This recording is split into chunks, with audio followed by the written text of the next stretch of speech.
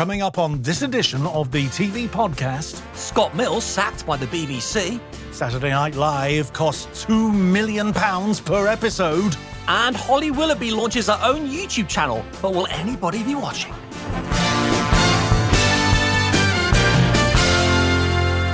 Saturday Night Live has become the most talked about show on television. But Greg, did you enjoy it? Some aspects, yes. That's a first for this podcast. I know. Some aspects, no. You've said to because we've discussed it a lot since the first step went out. Yes. We've discussed it a lot. Well, most of our WhatsApp messages were me saying how much I enjoyed it and Greg saying how much he hated it. I never said I hated it. Despised it. Do not put words in my mouth, Thomas. Disaster, you said. No, I didn't. Car crash. No, I didn't. Right. Here's the thing. It's a comedy show. Yes. And it's just too light on laughs. Look at that. They are all the writers of the show. Well, what do they write a word each? But this is what we've been asking for. If you go back through this podcast, the past 10, 11, 12 years, we've always asked for this. We have been given this. We asked for a writer's room. We asked for new talent. There's 20 people in that writer's room. I happen to know many of them are new to television. Yeah. A lot of them from the Edinburgh Fringe. That should be celebrated. Yeah. It's all about breaking new talent. I agree with all of this. We don't expect anybody who's fresh to the industry to be as good as Ricky Gervais. That's not what we're asking for. If you look back at the early days of when Channel 4 did Friday Live and Saturday Live, you were seeing Fry and Laurie, you were seeing Harry Enfield. There were a lot of those sketches that didn't land. And you didn't mind. They were new talent. They were fresh. And it was all about seeing the exciting new generation of comedy. And that's what we're seeing here. Not every sketch is meant to land. Why? Why isn't it? Okay, you love The Fast Show. We were talking about that a minute ago, right? Yeah. The Fast Show. I don't particularly enjoy The Fast Show, and I can watch half of every episode and not laugh. Some of the sketches fly, some of them don't. I thought it was quite a lazy show, but there were some good bits. Yeah, but the hit rate on The Fast Show was surely better than SNL. I'd say it was the same. Oh, no, I can't agree. Let's get into the weeds on this. The second episode pulled in 205,000 viewers on Sky One. Were you expecting more? I was expecting probably because the first one did 226, and I was expecting about the same. I was expecting word of mouth to maybe drag a few more in. I was expecting some people who watched the first episode to pull out. So I was expecting about to do what? To pull out. You're so rude. So 226. It's the SNL comedy. Yeah, well, yeah. This was a so-called joke on the Weekend Update, right? Chancellor Rachel Reeves has indicated that millions of households will get no help from the government to pay soaring energy bills. Punchline, thanks, bitch. Really? That was it. That was No, you've made that up. I swear. Was that on this week's show? Anna Magliano, or whatever her name is. Easy for you to say. She delivered that name. Was that on episode 1 or episode 2? Episode 2. That was the punchline. I'm very surprised by that. How did that get through? That is surprising because I actually thought it was a very solid Weekend Update. A Weekend Update is normally the best part. Strongest part of the show, of SNL. Yeah. And usually the two guys or girls that do Weekend Update tend to be the big stars that come from the show as well. So I'm really surprised by that. It was, honestly, it was just what? And then there was also, I'm not picking on Anna here, Well, but sounds like you are. She did fluff a line on one of the gags. She fluffed a line, but she didn't make anything of it. She didn't turn it into a funny or anything. I like it when people make a mistake, but they can make a joke of it and run with it. But again, isn't that about breaking new talent? And, you don't expect her to react in a way that someone who's been in the industry for 30 years would. Ricky Gervais would have a laugh with that. She's new to the industry. I'm trying not to be too cruel because I'm trying to think if I was in the cast, what would I feel of hearing some old fart saying these things? I don't want to cause upset amongst them. But I just think... Oh, we've got a phone call right now. That's from somebody from the SNL cast. Hello, somebody from the SNL cast. Hello. No, I'm not. No, I'm not. No. Look, I'm not blaming you directly. I'm saying that the writers and the script editors just need to up their game a bit to make you look better. That is one of the writers. Oh, it is one of the writers. Yes. Piss off. See, there's the punchline. You used Yeah. the same Oh, punchline no. that you complained about. Yeah, but- you didn't like that but I- punchline, and you've used that punchline. But I didn't have a script editor to say, no, Greg, that's not good enough. I'm just saying. Yeah. Now, each episode costs £2 million. Mad. But that's actually a bargain because the US version costs £3 million an episode. But it does get 4 million viewers in the US, plus all the social media Yeah. views. So you're looking at 5, 6, 7 million. Whereas the UK one is struggling a little bit. But I think Sky must have known that when they started this. I wonder what they did think they were going to get viewer-wise. Yeah. I mean, the Prince Andrew sketch from show 2. Loved it. I saw Loved that it. got 1.1 million hits on YouTube. Yeah. So they're doing the numbers on YouTube. Yeah. I've said that I want it to work, and I do want it to work for so many reasons. I have to say that leads me on to my next question, which is why was there such negativity about this show before it had even aired? It's And a fear. No, but I think it comes back to comedy because if you watch a TV drama, and this happens all the time, you could watch a 6-hour series and it's not good, but you will stick with it in the hope that it pays off. Why is it that comedy doesn't have the same thing? It's like you saw one sketch and you were convinced this is a car crash, this is over, this is a disaster. You don't do that when you watch a drama. With a drama, there's a story and you want to see what the payoff is at the end. But why not look at this and say those sketches didn't work, but there might be a better one in 5 minutes? With so many writers and the script editors and the execs and Lorne Michaels' involvement, the hit rate should not, the miss rate shouldn't be as high as it is, in my view.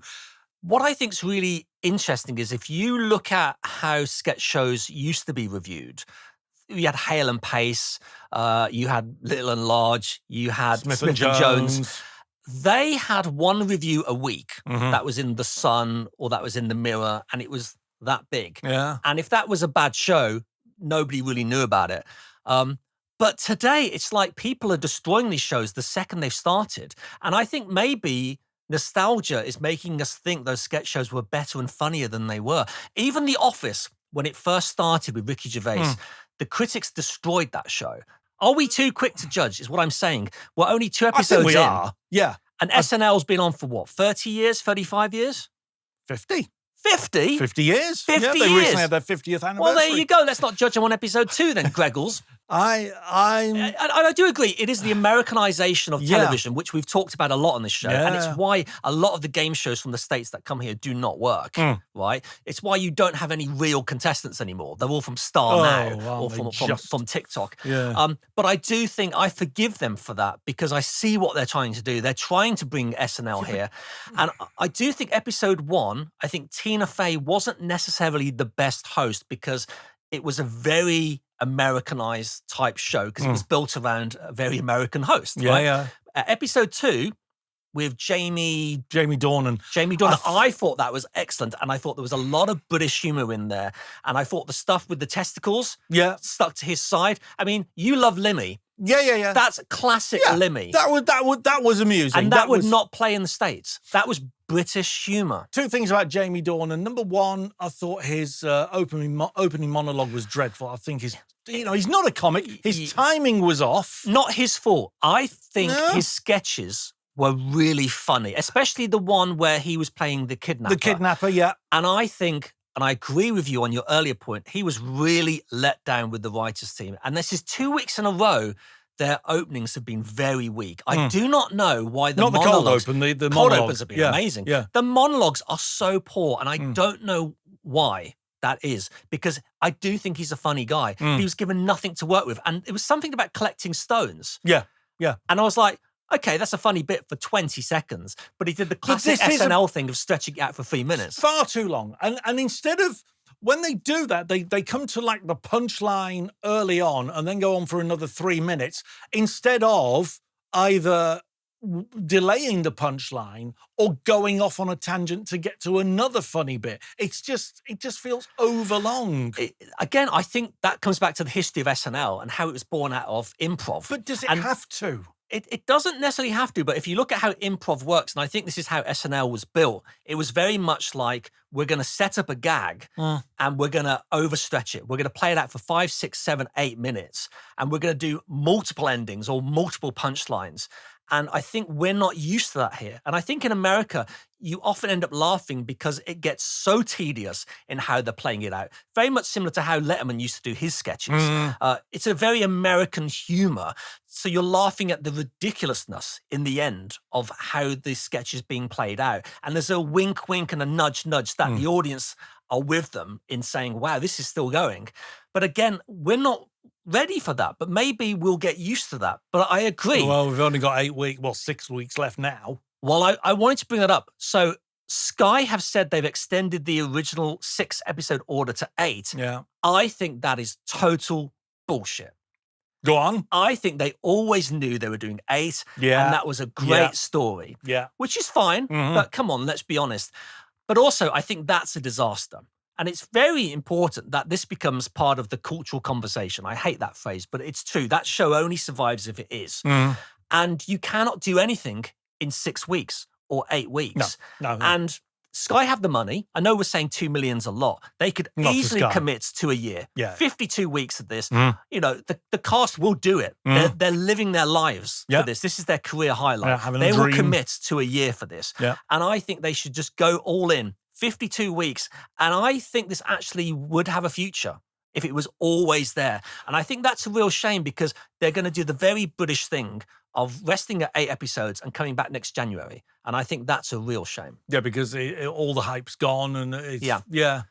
I just, changes I'd like to see. I would like to see a stand-up routine in the middle of it. I'd like to see... Yeah, I'd like that. A brand new, a different guest, virtually unknown, but they've been talent scouted and get them on to do a 4 or 5 minute routine. I'd like to see that.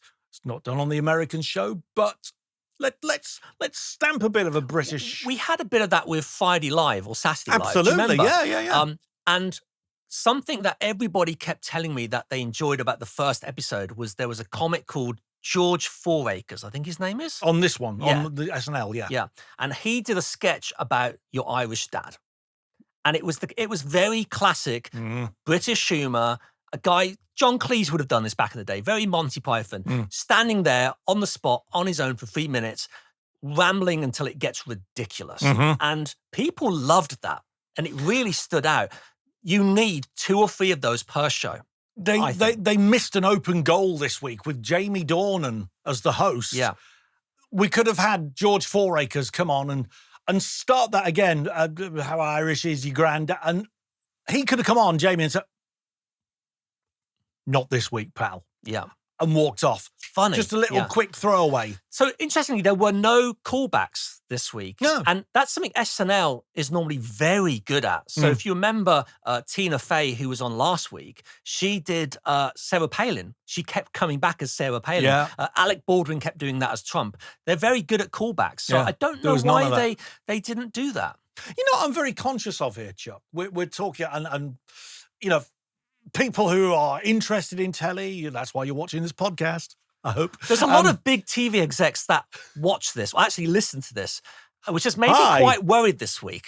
But the thing is, knowing what the viewing figures are, just over 200,000 for the second episode, are we talking to people who have watched it? I don't know. I mean, are we spending too much time on this because people... No, I think the people who listen to this podcast and watch it occasionally, they work in the business. Yeah. But also, a lot of us are asking the question, which everybody's afraid to answer, which is, how do you monetize this and what are the economics around it? And let's face it, television is a business. And so what's the business model? I've heard podcasts with people that you and I love who are very, very, very smart commentators and producers.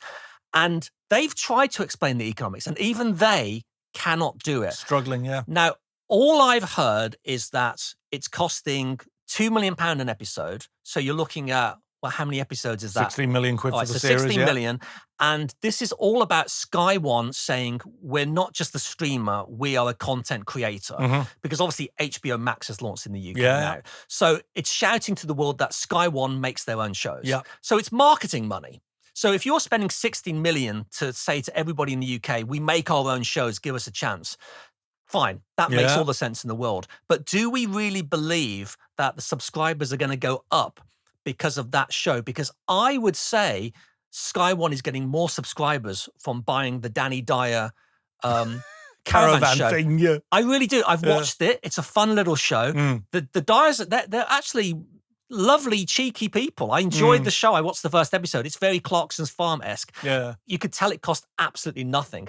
I bet you that brought in more subscribers. So again, the economics, as much as I love Saturday Night Live UK, I don't We'd understand. love to know the thinking behind Yeah. it. I don't know why they haven't got an exec like Paul Jackson or Jeff Posner. I mean, no longer with us, God bless him, but Jeffrey Perkins. Well, that's why Jeffrey's not doing it. That's He's why not here. But why on earth hasn't Paul Jackson been pulled in? Proven track record. Yes, he's about 70 years old now, but he knows. Well, I'll say something controversial again then. Oh, go on then. That's what Lorne is there for. Yeah, but Lorne is American and he doesn't. I'm talking about someone who can get it working for British TV. Well, my final note on this. Go on! The young people I have spoken to who watch this, of which I will say there's not many. It's not because they don't like it. It's just they, A, do not watch television, and B, they would never subscribe to Sky One. It's not something they even think about doing. They will wait for the YouTube clips. Yeah. The clips that they've enjoyed are clips that you would think aren't that original. People love that Irish bar sketch. Yeah. They go the English pub, right? You They see, love it. sorry, Now, can I just jump in there? I know we've seen that. This is something that Hale and Pace did in the 90s. But this is my point, right? I think we have to remember this is about a new generation of comics who are coming fresh to the industry, and let's encourage them and let's support them. And, you know, comedy isn't fresh and new. Everything's inspired by something else. And I think that's they weren't fine. born when it first went out, that Hale and Pace. Yorkshire Airlines. Exactly. And who knows, maybe the next Hale and Pace could come from that show. Maybe the next Little and Large could come from Saturday Night Live There are UK. some very Who's going to be the talented- next Sid Little? That's what I want to know. Where is the next Sid Little going to come from? That's a very, very...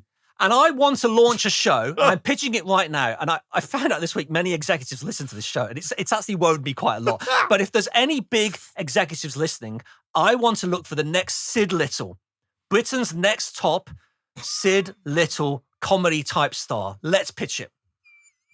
You are nuts. Oh, we've got Sid Little on the phone, everybody. Hello.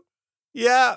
Yeah, I know you've been quiet the last few years. Yeah. That's It's always because been Eddie- quiet. Yeah, It's always yeah. been quiet. Oh, I know. Bless you. What are you doing now? What all? Oh. My favourite thing about Sid Little, by the way, is do you know what the name of his autobiography was called? Go on. A Little Goes a Long Way. Oh, that's what I've been telling my wife for years.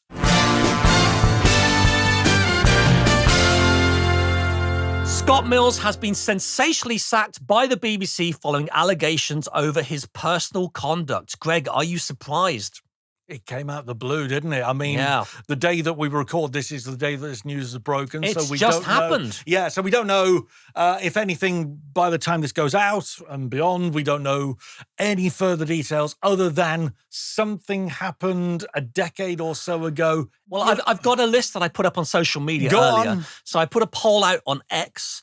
It's had 3,400 votes. Right. And I said, who should replace Scott Mills on Radio 2? Have you given the options? I've given the options. 34% said Greg Wallace. 32% said Hugh Edwards. Oh, no. 22% said Philip Schofield. Right. And only 13% said David Walliams. Britain is in mourning over the shock sacking of Scott Mills. Let's talk to some of his beloved listeners right now. Scott Mills has been sacked from BBC Radio 2 today. I have no clue who that is. You have no clue who that is. What do you think? Scott Mills gone. Oh, I don't even know who he is. Scott Mills being sacked from Radio 2 today. What do you think? I don't think anything. I don't know about that. Do you know who he is? No. Devastated. She just can't even talk about it.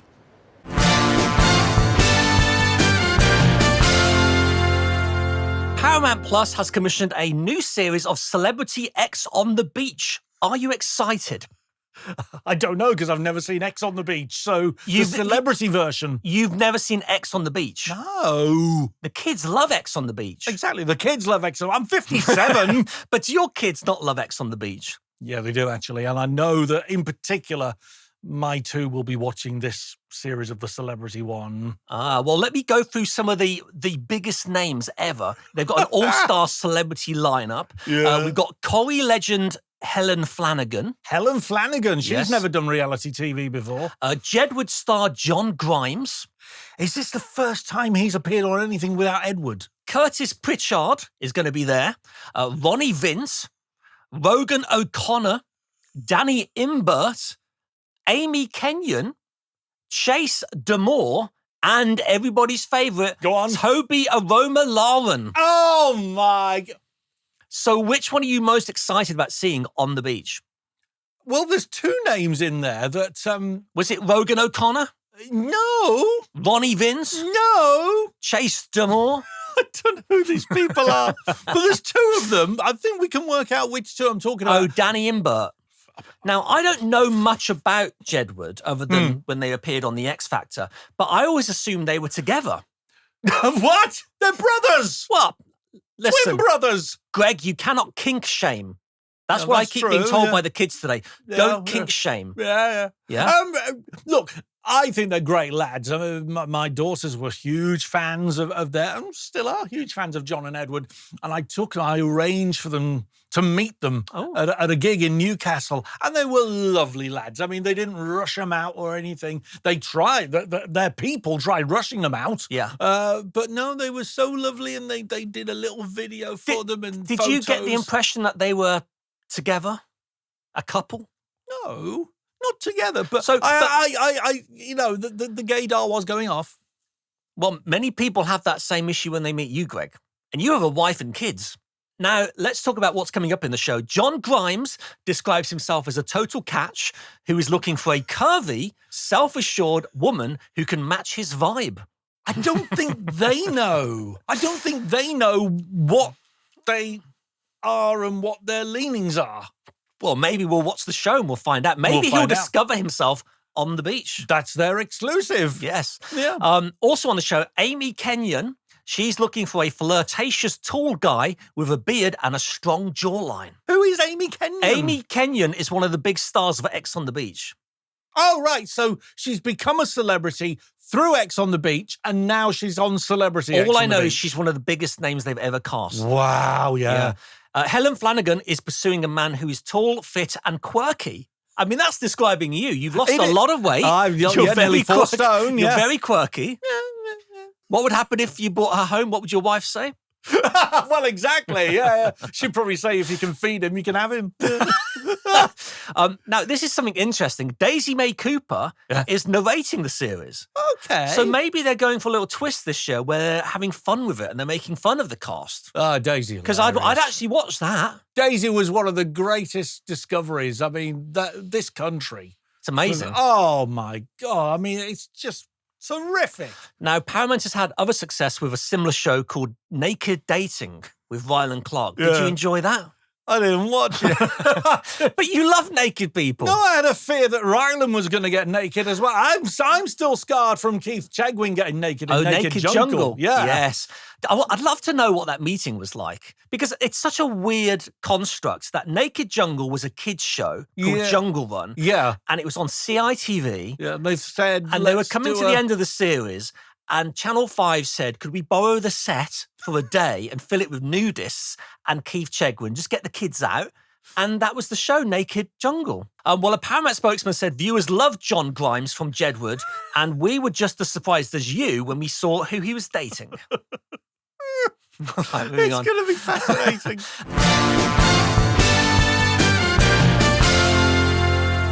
ITV has commissioned a new wine show starring Gary Barlow. Are you excited? But it's bombed, hasn't it? Hasn't it bombed? Bombed? Yeah. Well, in the latest series, it says Mr. Personality Gary Barlow will travel around New Zealand sampling the very best wines with Jason Manford. Come on, this has got hit written all over it. This is one of those shows where they've got names of celebrities in one pot, a location in another, and more celebrities there. If they're in New Zealand, they could maybe rope Noel Edmonds into it. Do you think Gary has a drinking problem? Does drinking a lot make your eyebrow go up and talk? You sound like very Ringo slowly? Starr. No, that's Ringo Starr. No, Gary. Do you think Barlow. Gary Barlow could voice the next series of Thomas the Tank Engine? The episodes are only 15 minutes long.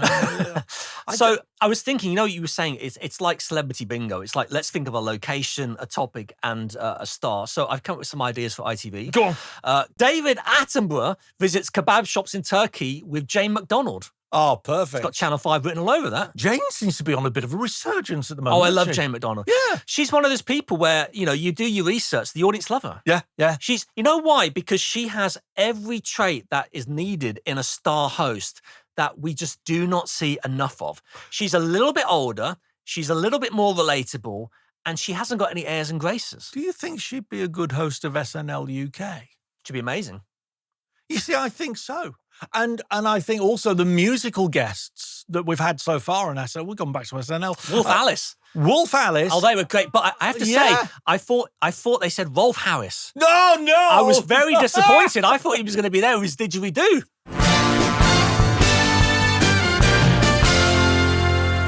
Sarah Ferguson has been criticised for developing a new reality TV show. Can you guess what it's about? Toe sucking. It's not toe sucking, No. but celebrity toe sucking with Fergie would be big. There we go. In this show, Fergie wanted to clone the late Queen's beloved corgis, which would then be sold for £75,000 in the US, where the practice is illegal. She was developing the show. She was talking to a production company. I think the Daily Mail exposed it, and now, obviously, it's not going anywhere. Yeah. She's always been up for vulgar money-making schemes. Well, exactly. As has her husband, Yeah. or ex-husband. Well, This is pretty low for Fergie, isn't it? that's extraordinary. Because I obviously mean, when the Queen died, the Queen left her corgis to her and Andrew. so, I mean, what's the difference between having an ordinary corgi and one with royal blood? Well, if you're a huge Queen fan, and I'm not talking about Freddie, No. but there's a lot of people, especially in the States, that loved the Queen. Yeah. Like, you know, Yeah. Worshipped. worship the Queen. If you had the chance to have a clone of her dog and you were rich, 75 grand, you would probably do that. There's a lot of mad people on this planet. The question is, should that be a reality show? I don't know how you could. What would the format be? What would well, the format points You'd, be? you'd go through the science of her cloning it and then auctioning them off, I guess. So she'd be the face of the documentary, would she? She'd be the face. Well, you of see, the I think the problem is they're cloning the wrong thing. I think we should clone Prince Andrew. We could clone Fergie. Why not clone the Queen? Think That's about it. right now, If yeah. you love the Queen, Yeah. you don't want the corgi, you want the Queen. You could get the Queen's DNA, clone her, and have the Queen. A clone of the Queen for 75 How long grand. does a body have to? What's the longest you could go with a decomposed body to clone? You know, Well, do you that could- take scrapings off a bunions or something. That could be part of the documentary. Yes. Well, Fergie can work that out. It's what a weird show. Yeah. A royal spokesman said, viewers love cloning corgis. This could be as big as Budgie the Little Helicopter. Would that be the name of the show? Cloning corgis.